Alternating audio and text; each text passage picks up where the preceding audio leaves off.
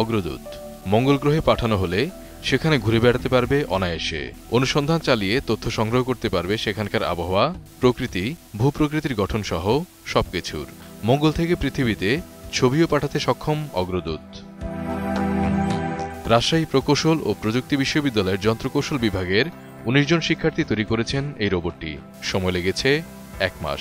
শিক্ষার্থীরা জানান, অগ্রদূত যে কোনো পরিস্থিতিতে মঙ্গল গ্রহে অভিযান চালাতে সক্ষম।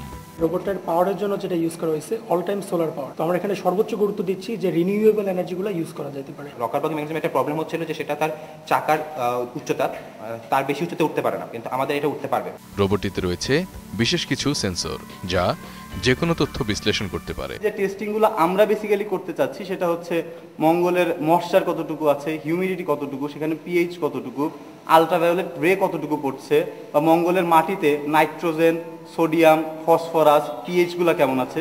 যুক্তরাষ্ট্রের ইউনিভার্সিটি অফ রোভার চ্যালেঞ্জার্স প্রতিযোগিতায় অংশ নিতে এরই মধ্যে নিবন্ধিত হয়েছে অগ্রদূত। তার সামনে যদি কোনো বস্তু থাকে সেই বস্তুটাকে সে কিভাবে চিনবে, হ্যাঁ, এই বিষয়গুলো পুরোটা আমরা চেষ্টা করেছি মার্স রোবটটার ভিতরে ইনক্লুড করতে। আমাদের লক্ষ্য হচ্ছে, যেহেতু আমরা ইউএসএতে যাচ্ছি মার্স রোভারের কম্পিটিশনে, এটা আমরা বড় পরিসরে করতে চাচ্ছি। পৃষ্ঠপোষকতা পেলে দেশীয় প্রযুক্তি ব্যবহার করে তৈরি করা সম্ভব নতুন নতুন রোবট, যা কৃষিসহ বিভিন্ন কাজে ব্যবহার করা সম্ভব বলেও জানান তারা। মফির রহমান, ২১ টেলিভিশন।